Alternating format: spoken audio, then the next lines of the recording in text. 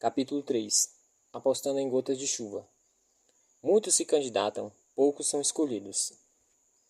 Essa mensagem era repetida constantemente para nós, os novos recrutas. Quando todos se interessavam por uma carreira como agentes da lei, queriam se tornar agentes especiais da Agência Federal de Investigação dos Estados Unidos, mas só os melhores podiam sonhar com essa oportunidade.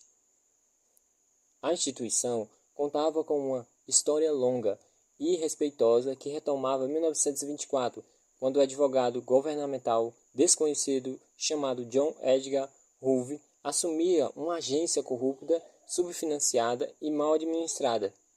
E o mesmo Sr. Hoover, com 75 anos, quando entrei, continuava dirigindo a reverenciada organização que a agência havia se tornado, e com um punho de ferro como sempre. Portanto, era melhor não desapontarmos o FBI. Um telegrama que recebi do diretor dizia para me apresentar à sala 625 do velho edifício dos Correios, na Avenida Pensilvânia, em Washington, às 9 horas, no dia 14 de dezembro de 1970, para começar as 14 semanas de treinamento que transformavam um cidadão comum como eu em um agente especial do FBI. Antes disso, viajei para Long Island, onde meu pai me recebeu com tanto orgulho que hasteou a bandeira dos Estados Unidos na frente da casa. Por causa das minhas atividades nos últimos anos, eu não tinha nenhuma roupa social de civil, então meu pai comprou 3 ternos escuros que seguiam o regulamento, um azul, um preto e um marrom, camisas brancas e 2 pares de sapato Wingtip, um preto e outro marrom. Depois levou-me de carro até Washington para se certificar pessoalmente de que eu chegaria na hora em meu primeiro dia de trabalho. Não demorou muito para que os rituais e as tradições do FBI fossem incutidas em mim. O agente especial que liderou nossa cerimônia de admissão pediu que sacássemos nossas insígnias douradas e olhássemos enquanto recitava o juramento de posse. Todos repetimos em uníssono, encarando a mulher vedada que segurava a balança da justiça, jurando apoiar e defender a Constituição dos Estados Unidos contra todos os inimigos, tanto os internos quanto externos. Traga-nos para mais perto, ordenou o agente, até que todos estivessem encarando as insígnias com os olhos vesgos. Minha turma de novos agentes era composta inteiramente de homens brancos. Em 1970, havia poucos agentes negros no FBI e nenhuma mulher. Isso só começou a mudar depois que encerrou o longo período do mandato de Hoover, e mesmo após estar morto e enterrado, ele continuou exercendo uma influência fantasmagórica e poderosa sobre a agência. A maioria dos homens tinha entre 29 e 35 anos. Portanto, aos 25, eu era o mais jovem. Fomos doutrinados a ficar atentos aos agentes soviéticos que poderiam tentar nos comprometer e roubar nossos segredos. Eles podiam estar em qualquer lugar. Fomos alertados a tomar cuidado, em especial com mulheres. A lavagem cerebral foi tão poderosa que recusei um encontro com uma mulher bonita que trabalhava no edifício e me convidou para jantar. Temia que fosse uma armação e que eu estivesse sendo testado. A academia do FBI, na base da Marinha de Quantico, na Virgínia, ainda não estava completamente construída e em operação. Por isso, nosso treinamento físico e com armas foi feito lá, mas o trabalho de sala de aula foi realizado no pavilhão do antigo posto dos Correios em Washington. Uma das primeiras coisas que aprendemos no treinamento é que um agente do FBI só pode atirar para matar.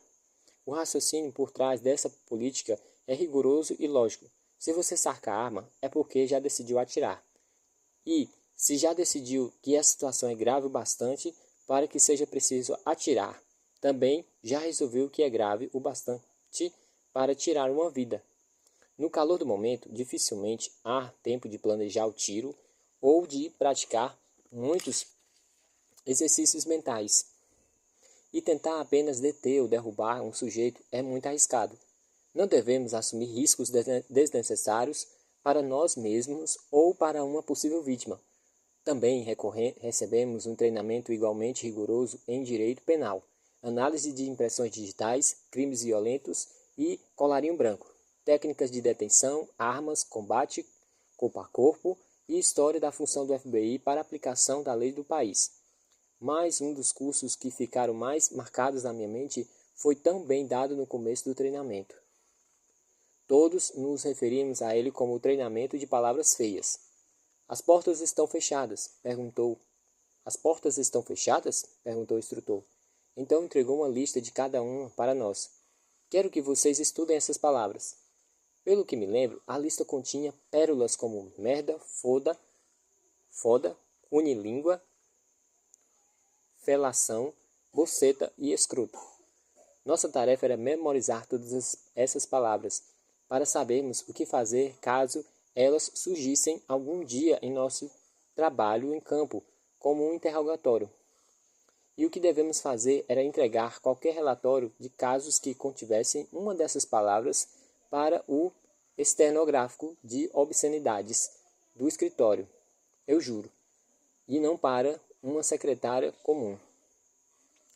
As estenógrafas de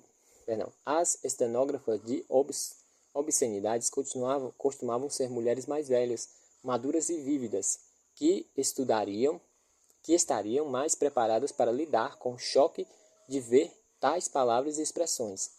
É bom lembrar que éramos todos homens nessa época e que a sensibilidade nacional de 1970 era diferente das dos dias de hoje, pelo menos dentro do FBI de Hoover. Recebemos até uma prova de ortografia dessas palavras, que foi coletada e, imagino, corrigida antes de ser queimada em uma lata de lixo de metal. Apesar dessas bobagens, todos tínhamos uma visão bastante idealista a respeito do combate ao crime e acreditávamos que poderia fazer o diferente. Quando eu estava mais ou menos na metade do meu treinamento de novo agente, fui chamado ao gabinete do diretor adjunto de treinamento, Joe Casper, um dos tenentes de confiança de Hoover.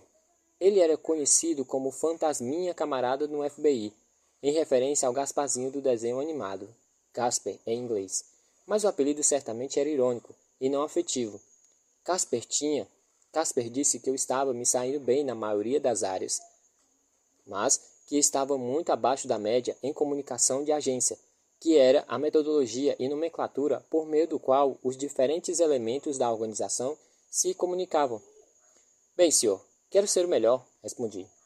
Diziam que caras tão entusiasmados assim tinham lambaredas azuis saindo da bunda. Isso poderia deixar a pessoa na liderança, mas também a tornava um alvo. Se uma labareda azul fosse bem sucedido, alcançaria o topo do mundo, mas, se vacilasse, sua queda seria longa e completamente exposta. Casper podia ser rígido, mas certamente não era burro, e já tinha visto muitas labaredas azuis nos seus anos de agência. Quer mesmo ser o melhor? Então toma. Ele me lança um manual inteiro de termos, dizendo que eu devia memorizar todos eles antes de voltar de férias de Natal. Chuck Ludsford, um dos conselheiros da nossa turma na academia, ficou sabendo de o que havia acontecido e me procurou. O que você disse para ele lá dentro? Perguntou. Eu contei o que havia falado. Chuck apenas revirou os olhos. Tanto ele quanto eu sabíamos que eu teria muito trabalho pela frente. Fui passar o Natal e o Ano Novo na casa dos meus pais. Enquanto o resto da família celebrava, meti a cara no manual de comunicações. Não foram as melhores férias do mundo. Ao voltar a Washington, no início de janeiro, ainda preocupado com as consequências da minha performance de labareda azul, fui obrigado a fazer uma prova escrita que havia aprendido. Não consigo nem explicar quanto fiquei aliviado quando nosso outro conselheiro, Charlie Price, me informou que eu tinha acertado 99%. Na verdade, você acertou 100%, revelou Charlie. Mas, segundo o Sr. Hoover, ninguém é perfeito. Lá pelo meio do programa de 14 semanas, perguntaram para cada um de nós nossa preferência de localidade para uma primeira missão em um escritório local. A maior parte do FBI estava espalhada em 59 escritórios ao redor do país. Senti que havia alguma pegadinha na escolha, um tipo de jogo de xadrez gigante entre os novos recrutas e o escritório central, e como sempre tentei pensar como o outro lado pensaria.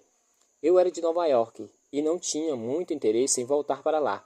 Imaginei que Los Angeles, São Francisco, Miami, talvez Seattle e San Diego seriam os lugares mais disputados. Portanto, se eu selecionasse uma cidade não preferencial, teria muito mais chances de conseguir minha primeira opção. Escolhi Atlanta. Recebi Detroit. Depois da formatura, recebemos credenciais permanentes, um revólver calibre 38 Smith e Wesson moldado 10 de 6 tiros, 6 balas e instruções para deixarmos a cidade o mais rápido possível. O escritório central morria de medo de que os agentes novos e inexperientes se metessem em confusões em Washington, bem diante do nariz de Hoover, o que pegaria mal para todo mundo. Outro item que me deram foi um livreto intitulado Guia de Sobrevivência em Detroit. A cidade era uma das mais polarizadas do país quanto à questão racial e ainda se recuperava das revoltas de 1967. Além disso, poderia ser considerada a capital nacional do crime, com mais de 800 assassinatos por ano. Organizei até um bolão macabro no escritório, apresentando um número exato de homicídios que ocorreram até o final do ano. Como a maioria dos novos agentes, eu era idealista e enérgico, mas logo me dei conta de que estavam me encarando. Eu tinha passado 4 anos na Força Aérea, porém o mais próximo que chegara do combate havia sido em um leito de hospital da base, ao lado de veteranos do Vietnã feridos, quando operei o nariz por causa das fraturas de futebol americano e boxe. Então, até chegar em Detroit, nunca estivera na posição do inimigo. O FBI era odiado em muitos lugares. Eles tinham se infiltrado em campos universitários e organizado redes de informações urbanos. Como nossos sombrios carros pretos, nos tornamos alvos. Em muitos bairros, as pessoas jogavam pedras em nós. Os pastores alemães e dobermans dessas pessoas também não simpatizavam muito conosco. Fomos alertados a não frequentar certas partes da cidade, a não ser se tivermos cobertura suficiente e muitas armas. A polícia local também tinha raiva de nós. Eles acusavam a agência de vazar os casos para a imprensa, lançando comunicados antes que estivessem completo, e de incluir crimes solucionados pela polícia nas estatísticas de casos solucionados pelo FBI. Ironicamente, mais ou menos na época do meu primeiro ano, 1971, cerca de 1.000 novos agentes foram contratados e o grosso do nosso treinamento da rua não veio do FBI, mas de policiais locais que nos acolheram. Boa parte do sucesso da minha geração de agentes especiais é corretamente atribuída ao profissionalismo e à generosidade dos policiais de todos os Estados Unidos. Assaltos a banco eram um crime especialmente predominante. Nas sextas-feiras, quando as agências se abasteciam de dinheiro em espécie para dar conta do pagamento de salário, havia uma média de 2 ou 3 assaltos à mão armada, às vezes até 5. Antes que vidros à prova de bala começassem a ser usados em bancos de Detroit, o número de caixas feridos e mortos era aterrador. Em um dos casos que pegávamos, a câmera de vigilância do banco gravou um gerente sendo executado a tiros na própria mesa, enquanto um casal sentado na frente para ele, que fora pedir um empréstimo, assistia impotente e aterrorizado. O ladrão ficou irritado porque o gerente não conseguia abrir o caixa forte com um bloqueio cronometrado. E as vítimas não eram apenas funcionários do banco, com acesso às dezenas de milhares de dólares. Em certos bairros, funcionários de estabelecimentos como McDonald's também corriam o mesmo risco. Fui designado para a unidade de crimes reativos, o que na prática significava que reagiríamos a crimes que já tinham ocorrido, como assaltos a banco e extorsões. Dentro dessa unidade, eu trabalhava no esquadrão UFAP, voo ilegal para evitar processos, na sigla em inglês. Isso acabou sendo uma ótima experiência para mim, porque o esquadrão sempre participava de muita ação. Além do bordão dos homicídios, além do bolão de homicídios anual, que envolvia todo o escritório, organizávamos uma competição na unidade para ver quem conseguia realizar o maior número de prisões em um único dia. Era como as competições que vendedores de carro fazem para saber quem consegue vender mais de um determinado período. Uma das nossas linhas de trabalho eram movimentadas naquela época, era o que chamávamos de classificação 42, militares desertores. A guerra do Vietnã havia dividido o país, e uma vez que abandonavam o serviço, esses caras realmente não queriam voltar. Tivemos mais registros de ataque a oficiais da classificação 42 do que ataques a qualquer outro tipo de fugitivo. Meu primeiro encontro com a UFAP ocorreu quando rastreei um desertor do exército até a oficina mecânica onde ele trabalhava. Eu me identifiquei com ele, acreditando que virá comigo. Acreditando que virá comigo pacificamente. Mas, de repente, ele sacou uma faca improvisada, feita com um pedaço de ferro lixado e um cabo de fita preta adesiva. Desvio, mas quase sou atingido. Pulo em cima dele, jogando-o na porta de vidro da oficina. Depois o prendo no chão com o joelho nas suas costas e a arma apontada para sua cabeça. Enquanto isso, o gerente da oficina está berrando comigo por levar embora um bom funcionário. Em que fim eu me meti? Seria aquela a carreira pela qual eu havia sonhado? Será que valia a pena mesmo arriscar minha vida para aprender aquele tipo de marginal? De repente, psicologia organizacional me faz ter uma ótima ideia. Perseguir desertores muitas vezes resultava em crimes emocionais e em conflitos entre militares e o FBI. Às vezes investigávamos um mandato de detenção, localizávamos o cara e o capturávamos no meio da rua. Furioso, ele nos parava e batia com um punho na perna mecânica, dizendo que havia recebido as insígnias do Coração de Púrpura e da Estrela de Prata por sua participação no Vietnã. O que aconteceu com muita frequência era que os desertores que haviam voltado por vontade própria ou sido apreendidos pelo próprio exército eram enviados para o Vietnã como castigo. Muitos deles se distinguiam em combate, mas os militares não nos avisavam. Então, para nós, ainda eram desertores. Isso nos irritava tremendamente. Pior é quando visitávamos o endereço listado de um desertor e éramos recebidos por esposas e pais enlutados e compreensivamente furiosos, porque o sujeito havia morrido como herói. Estávamos perseguindo um falecido, morto em combate, e o exército nem se dava ao trabalho de nos avisar.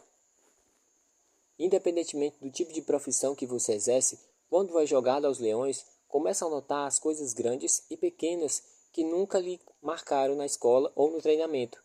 Por exemplo, o que fazer com a sua arma em algumas situações, como quando se vai ao banheiro? Devemos deixá-la presa ao cinto, no chão? Devemos tentar pendurá-la na porta da cabine? Durante algum tempo, tentei segurá-lo no cabo, mas isso me deixava muito tenso. É um tipo de situação pelo qual todos nós passamos, mas que não nos sentimos muito confortáveis em perguntar aos colegas mais experientes. Depois de um mês de trabalho, isso se tornou um problema. Quando me mudei para Detroit, comprei outro Fusca cujo modelo, ironicamente, vinha se tornando preferido entre assassinos em série. Ted Bundy tinha um, e esse foi um dos elementos que ajudaram a identificá-lo. Enfim, eu tinha parado em um shopping da cidade para ir a uma loja comprar um terno. Como sabia que precisava experimentá-lo, resolvi guardar minha arma em um local seguro. Coloquei o revólver no porta-luvas do carro e entrei na loja. O Fusca tinha algumas características interessantes, como o motor era traseiro e o step ficava no porta-malas dianteiro. Por ser um carro extremamente comum na época e muito fácil de arrombar, o step era um dos itens mais furtados. Afinal, quase todo mundo precisava de um. Além disso, o porta-malas era aberto por uma chavinha que ficava no porta-luvas. Tenho certeza de que você imagina o que aconteceu. Ao sair do shopping, encontrei a janela do carro quebrada. Ao reconstituir esse crime altamente complexo na minha cabeça, concluo que o ladrão arrombou o carro e abriu o porta-luvas para destravar o porta-malas e pegar o step. Mas com isso se deparou com um prêmio muito mais valioso. Deduzo isso porque não encontrei a arma e o pneu continua lá. Merda, digo a mim mesmo. Tenho menos de 30 dias nesse trabalho e já estou fornecendo uma arma para o inimigo. Sei que perder a arma e as credenciais significa automaticamente levar uma advertência. Vou até meu supervisor, Bob Fitzpatrick. Ele é um cara grande, paternal, se veste com muita elegância e é uma figura meio mítica no FBI. Ele sabe que estou com um mal na reta e o que eu me sinto mal. A perda da arma precisa ser reportada ao gabinete do diretor, o que é uma maravilha, porque será o primeiro relatório do campo no meu arquivo pessoal. Ele disse que precisamos bolar uma história realmente criativa, como eu estava tão preocupado com a ordem pública, como que não quis correr o risco de assustar as pessoas na loja, que poderia ver a arma e achar que aquilo poderia ser um assalto. Fitzpatrick me assegura de que, como não serei mesmo promovido nos próximos anos, a advertência não me prejudicará, desde que eu consiga entrar na linha dele diante. Dali em diante. Foi exatamente isso que eu tentei fazer, embora a arma ainda tenha me assombrado por muitos anos. Smith e Venson, modelo 10 que devolvi ao arsenal de Quantico quase 25 anos depois, ao me aposentar do FBI, foi a arma que substituiu aquela original. Graças a Deus, a primeira arma nunca foi associada a nenhum tipo de crime. A verdade é que ela basicamente desapareceu. Eu morava com outros dois agentes solteirões. Bob McGoney e Jack Crust, em uma casa geminada mobiliada em Taylor, subúrbio sul de Detroit. Éramos muito amigos, e Bob foi o padrinho do meu casamento anos depois. Ele também era completamente louco. Usava ternos de veludo amassados e camisa lilás, mesmo nos dias de inspeção. Parecia ser a única pessoa no FBI que não tinha medo de Hoover. Anos depois, Bob trabalhou como agente infiltrado em um lugar onde nem precisava usar terno. Começaram no FBI como escrivão e tomou o caminho interno para se tornar agente especial. Muitos dos melhores agentes do FBI tinham iniciado como escrivãos da agência, inclusive vários que selecionei para a unidade de apoio investigativo. Mas certas pessoas não viam ex-escrivãos como bons olhos, como se eles tivessem preferência para se tornarem agentes. Bob era o melhor agente que eu já conheci no quesito ligações de pretexto. Tratava-se de uma técnica proativa que desenvolvemos para capturar infratores e se mostrava especialmente útil quando o elemento surpresa era essencial. Ele era um artista dos sotaques. Se nosso caso envolvesse a máfia, ele fazia um sotaque italiano. Para os Panteras Negras, conseguia se passar por um cara que falava o dialeto das ruas. E também incorporava um personagem islâmico, um típico irlandês, e imitava um imigrante judeu e um homem branco saxão e protestante de Grosse Pointe.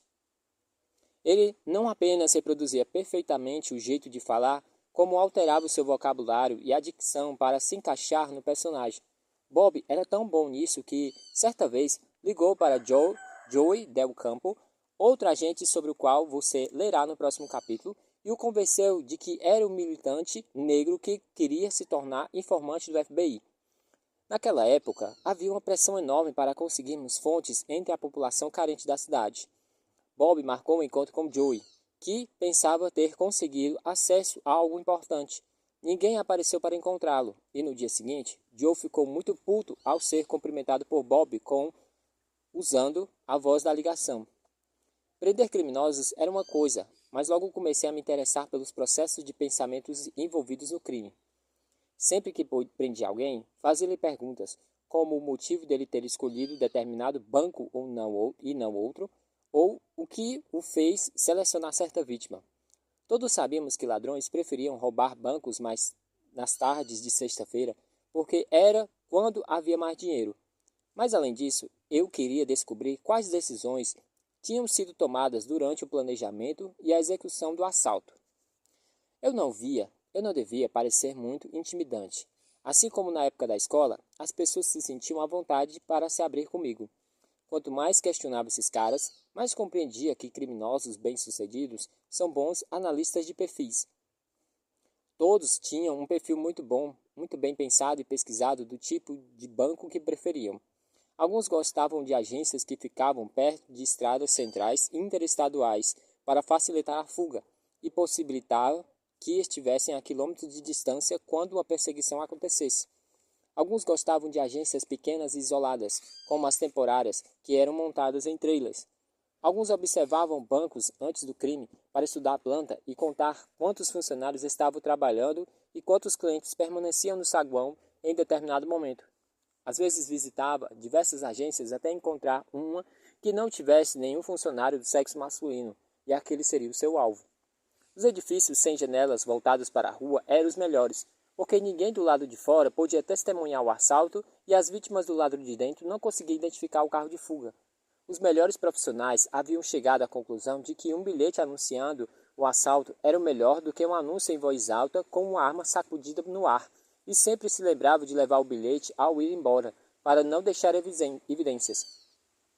O melhor carro de fuga era um roubado, e a melhor opção era estacioná-lo afastado da agência, para que ninguém o notasse chegando. A pessoa entra no banco a pé e foge de carro depois do assalto. Um assalto que tivesse se saído particularmente bem em uma determinada agência poderia observá-la por um tempo e, se as condições permanecessem as mesmas, assaltá-la de novo alguns meses depois. Entre todas as instituições públicas, bancos são os mais preparados para lidar com assaltos. No entanto, ao investigar esses crimes, sempre me surpreendi com quantos haviam se esquecido de colocar fita nas câmeras de segurança, quantos haviam disparado o alarme silencioso sem querer, e depois se esquecido de reativá-lo, ou disparado esse alarme acidentalmente com tanta frequência que a polícia demora para responder ao chamado, por achar que se tratava de um equívoco. Para um criminoso sofisticado, esse tipo de conduta era o mesmo que pendurar uma placa na porta pedindo para ser roubado. Mas, quando passei a traçar o perfil dos casos, embora eu ainda não chamasse esse processo assim, comecei a identificar padrões. E ao começar a identificar padrões, era possível tomar medidas proativas para capturar os criminosos. Se viesse a notar, por exemplo, que em uma onda de assaltos a bancos, todos se encaixavam, e se conversássemos com criminosos o suficiente para entender quais elementos o atraíam nesses assaltos, era possível reforçar de maneira visível e pesada a segurança de toda a agência que se encaixasse em tais critérios, exceto por uma. Este, claro, ficaria sob constante vigilância externa de agentes da polícia e ou do FBI à paisana. Ou seja, poderíamos forçar um assaltante a escolher um banco que havia selecionado e estar pronto para quando ele viesse. A utilização desse tipo de tática proativa elevava muito os índices de casos solucionados de assaltos a banco. Tudo o que fizemos naquela época sob o comando intimidador de J. Edgar Hoover, como os nossos antecessores faziam desde 1924. Nessa época em que a nomeação parecia mais uma dança de cadeiras e julgamentos, era ditado pela opinião pública, era difícil compreender o nível de poder e controle exercido por Hoover, e não apenas sobre o FBI, mas também sobre líderes governamentais, a mídia e o público em geral. Quem quisesse escrever um livro ou roteiro sobre a agência, como o incrivelmente bem-sucedido FBI Story, best-seller de Don Whitehead, nos anos 1950, ou A História do FBI, o famoso filme de James Stewart. Meu Deus, tem que melhorar meu inglês. Baseado no livro, ou produzir uma série de televisão como The FBI, lançada por Efrem Zimbalist na década de 1960, era preciso ter a aprovação e a bênção do pessoal do Sr. Hulves. Da mesma forma, os altos funcionários do governo viviam com medo de que o diretor tivesse alguma coisa que os comprometesse, especialmente se Hoover lhes telefonasse de maneira amigável para dizer que o FBI havia descoberto um boato terrível que se esforçaria ao máximo para evitar que viesse ao público. Mas a mística pessoal do Sr. Hoover exercia seu poder sobre a maior agência sucursais do FBI e os setores administrativos da agência. Todos sabiam muito bem que o FBI só tinha prestígio e admiração por causa dele, que havia conduzido a agência ao status que tinha quase sozinho. Pronto, o Capote cala a boca. Vou voltar do início. Que havia conduzido a agência ao status que tinha quase sozinho e lutava incansavelmente por aumentos de orçamentos e de salários. Era venerado e temido, e os funcionários que não gostavam dele guardavam isso para si. A disciplina era intensa, e as inspeções nas sucursais eram verdadeiros massacres. Se os inspetores não encontrassem elementos suficientes que precisassem ser melhorados, Hoover poderia achar que não estava sendo minucioso bastante, o que significava que eles esperavam certa quantidade de advertências em cada inspeção, mesmo que as condições não as justificassem. Era como costumava acontecer com os policiais de trânsito que precisavam cumprir determinada cota de multas. A situação ficou tão séria que os agentes especiais encarregados, conhecidos como SAC, começaram a escolher bodes expiatórios que não estivessem prestes a receber promoção, cujas carreiras não seriam prejudicadas pelas advertências. Certa vez, em uma história que não parece muito tão engraçada, depois da terrível explosão criminosa em um edifício federal em Oklahoma City, em 1995, uma ameaça de bomba foi feita por telefone para o escritório do FBI após uma longa inspeção. A ligação foi rastreada até um telefone público localizado ao lado de fora do edifício federal, no centro, onde ficava a agência local. Autoridades do escritório central assumiram a investigação, retiraram da cabine telefônica da rua e queriam comparar as impressões digitais de todas as moedas usadas com as dos 350 indivíduos que trabalhavam no escritório. Felizmente, a razão prevaleceu e eles nunca fizeram o exame. Mas este é um exemplo de tensão causada pelas políticas do Sr. Hoover. Havia um padrão de procedimentos operacionais para todo tipo de situação. Embora eu nunca tenha tido a oportunidade de conhecer o Sr. Hoover em pessoa, eu possuía, e ainda possuo, uma fotografia autografada por ele em meu escritório. Havia um procedimento padrão até para um jovem agente conseguir uma foto dessas. O SAC nos avisava que deveríamos pedir à secretaria dele para escrever uma carta em nosso nome, puxando o saco da agência, dizendo como nos orgulhávamos de ser agentes do FBI e como admirávamos o Sr. Hoover. Se a carta fosse escrita de maneira adequada, você receberia uma foto com votos de sucesso como prova diante de toda a sua ligação pessoal direta com o líder. Havia alguns outros procedimentos que nunca sabíamos bem de onde vinham, se eram diretrizes estabelecidas diretamente por Hoover ou apenas uma interpretação excessivamente zelosa de vontades do diretor. Esperava-se que todos fizessem hora extra, que todos deveriam estar acima da média esperada pelo escritório. O dilema por trás disso é bastante óbvio. Todo mês, como um tipo ensandecido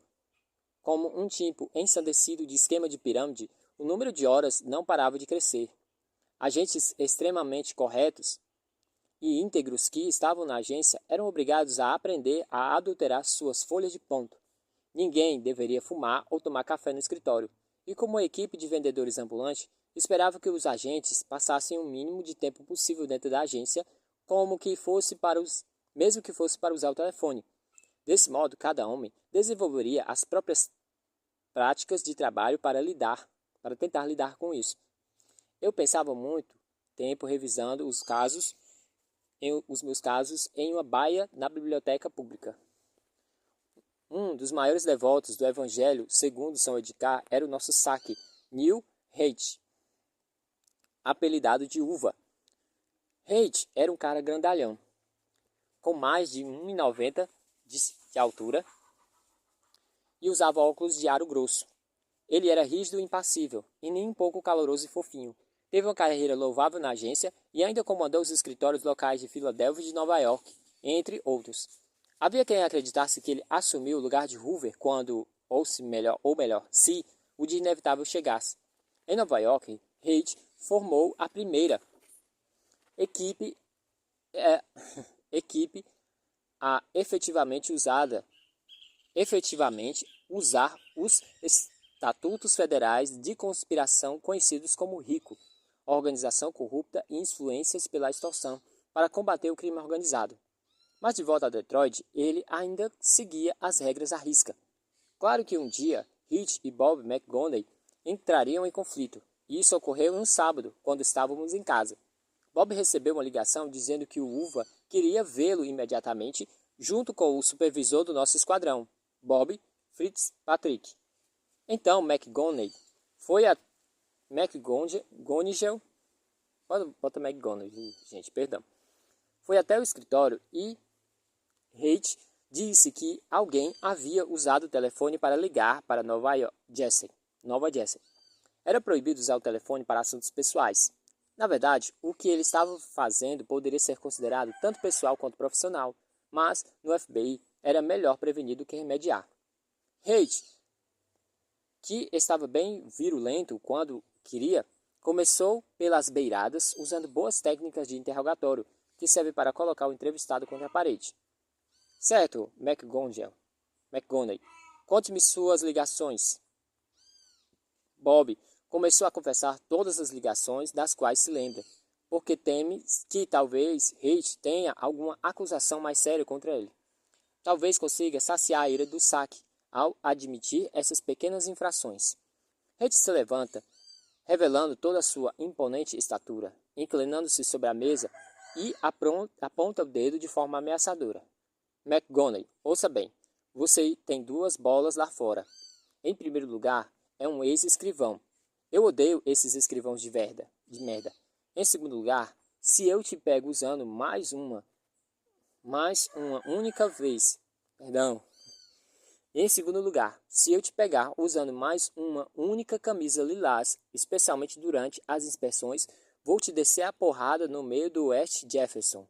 E não quero que chegue perto do telefone ou vou te arremessar no poço do elevador. Agora caia fora do meu escritório.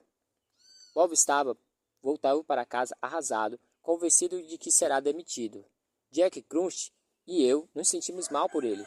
Mas no dia seguinte, Fitzpatrick me disse que depois que McGonaghy ter ido embora, Reid e ele caíram na gargalhada. Anos depois, quando me tornei o diretor da unidade de apoio investigativo, sempre me perguntava se, com tudo o que sabíamos sobre o comportamento criminal e análise de cenas de crime, alguém não seria capaz de cometer um crime perfeito. Eu sempre respondia que não, e que, mesmo com todo o nosso conhecimento, a maneira como nos comportávamos depois de um crime nos entregaria. Acredito que o incidente entre McGonaghy e Reid prova que nem uma excelente agente do FBI é impune à pressão de um homem interrogador é capaz de exercer. Aliás, a partir do momento em que deixou o escritório do saque naquela tarde de sábado, Bob passou a usar camisas brancas na cidade, até Newgate ser transferido para a Filadélfia. Boa parte da influência de Hoover em conseguir financiamento pelo Congresso vinha das estatísticas que apresentava.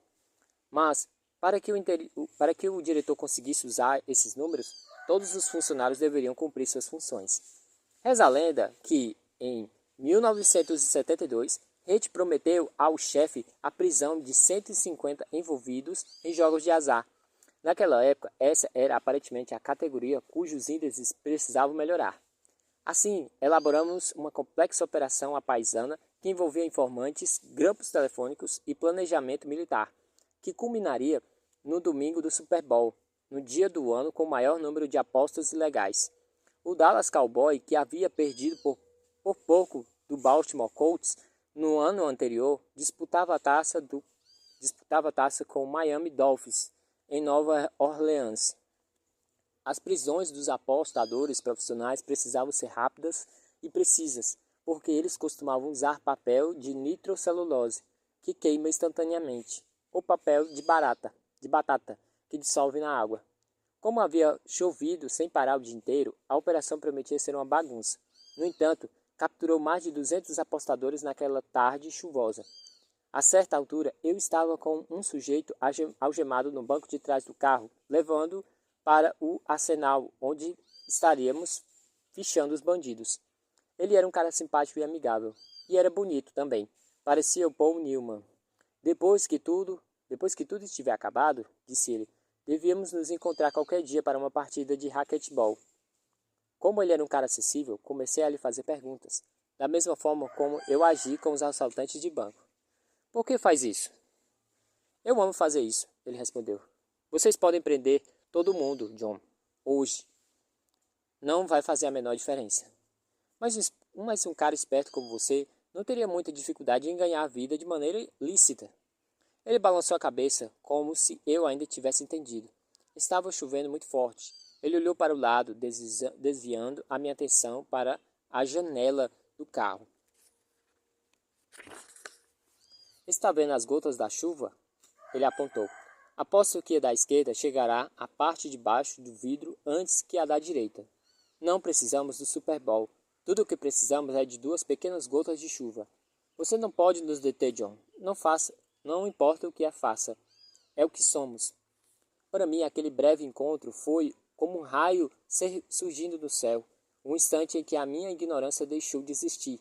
Pode parecer ingênuo hoje, mas de repente tudo o que eu vinha me perguntando, toda a minha pesquisa com assaltantes de banco e outros criminosos tornou-se claro.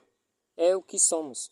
Havia algo inerte e profundo no psiquismo de um criminoso que o levava a fazer coisas de determinada maneira. Mais tarde, quando comecei a estudar a mente e as motivações dos assassinos em série, e depois, quando passei a analisar cenas de crimes à procura de pistas comportamentais, sempre procurava por aquele elemento isolado ou conjunto de elementos que levava o crime e o criminoso a se destacarem do resto, que representa aquilo que ele era. Acabei cunhando o termo assinatura para descrever esse elemento singular, essa compulsão pessoal que se mantinha estática, e o usei como algo distinto do conceito tradicional de modus operandi, o que é fluido e possivelmente mutável. Isso se tornou o cerne do que fazemos na unidade de apoio investigativo. No fim das contas, todas as centenas de prisões que realizamos naquele domingo do Super Bowl foram descartadas no tribunal por conta de um detalhe técnico.